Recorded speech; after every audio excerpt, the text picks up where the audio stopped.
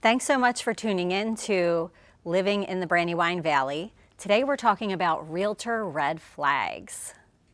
When you are buying or selling a home, which is usually your largest financial asset, you want to make sure that you're choosing the right person to help you do it.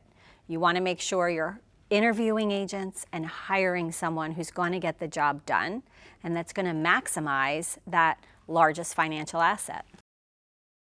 So I was thinking about hiring you to help me sell my house. What are you going to do to get my home sold? Sure, I would love to sell your house for you. So what I do is put you in the MLS, all your property information, and I will drop a big for sale sign right in your front lawn. When you're looking to sell your house, putting a sign in the yard and putting the listing in the multiple listing service, that goes without saying, right? That's like the bare minimum.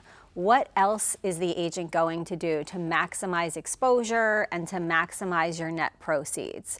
So how are they going to generate interest? How are they going to get the property in front of as many potential buyers as possible?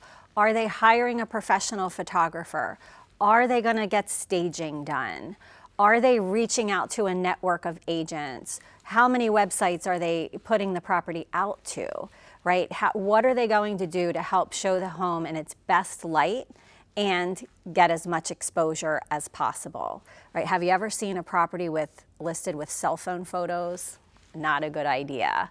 So again, red flag if all they're doing is putting it into the multiple listing service and putting a sign in the yard.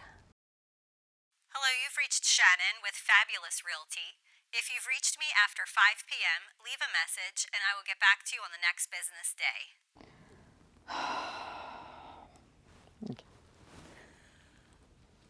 So when we're dealing with your largest financial asset, whether you're buying or selling, it's really important to work with an agent that's going to be available when you are available.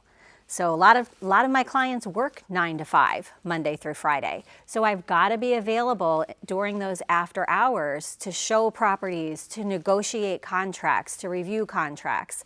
We've got to be available for that. We've got to be available on the weekends. So make sure you are interviewing agents, finding out when they work, when they're available for you, and make sure it matches up with your schedule. So I'm looking for someone to help me find a house and I want to get a good deal. How can you help me find a good deal? So I would love to help you find a house. What I will do is set you up on an auto search in the multiple listing service and get you a good deal. You can let me know what houses you want to see. When you're looking to purchase a home, especially in the Brandywine Valley area, Delaware County, Chester County, Newcastle County, we're still operating with very low inventory and a lot of buyers. So there's an imbalance there. There's a shortage of inventory. And we've got to be creative when it comes to finding a home. So if you're working with an agent that's just setting you up on a search in the multiple listing service versus an agent that is going out there finding creative ways to find off-market properties like door knocking, sending letters out to your preferred neighborhood, networking with other agents to find out what they have coming in the pipeline. I mean, these are all creative ways, reaching out to our own database to see who might be looking to sell that might match up with your criteria. These are all creative ways that we can find inventory that's not yet on the market, which is imperative in today's market. So make sure that you're interviewing buyer agents before you decide on one, because you want someone that's going to be working in your best interest. So how much is my house worth? So you want to know how much your house is worth? Let me check a Zestimate just for you. So when valuing properties, it is good to check the Zestimate just out of curiosity to see what it is.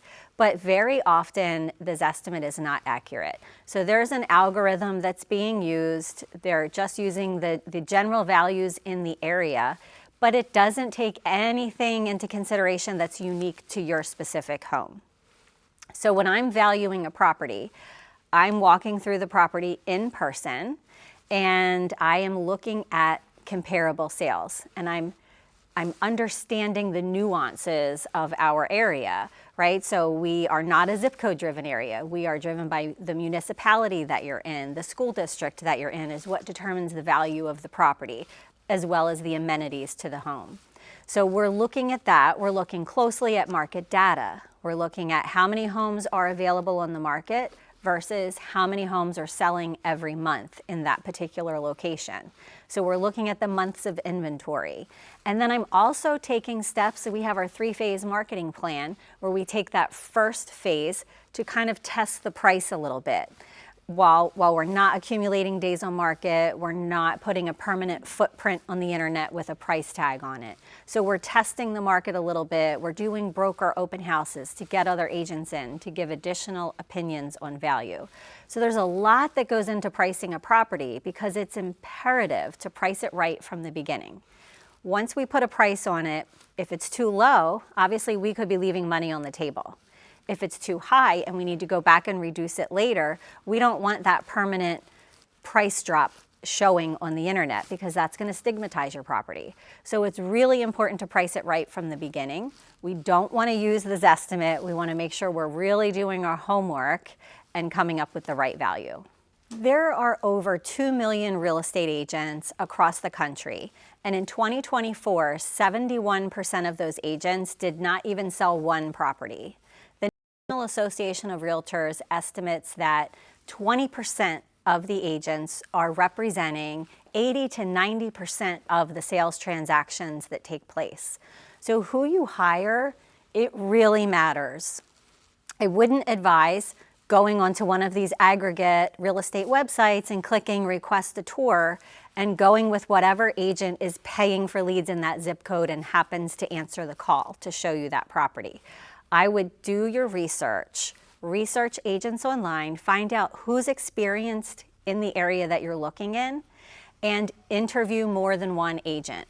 Sit down face to face, try to get a good feel for who's going to provide you with the most information, who's going to be available when you're available, who's going to empower you to make the best decisions for yourself, and who are you just going to click with, right? Who do you mesh with? Who do you have a good rapport with? Again, not just a friend, not just someone who answers the call when you click request a tour. It's really, really important. This is your largest financial asset. Do your homework. Who you work with matters. I'm going to include below a list of questions, whether you're buying a home or selling a home. There's a suggested list of questions that you can ask when you're interviewing agents. And if you are looking for professional help in the Brandywine Valley area, please don't hesitate to reach out.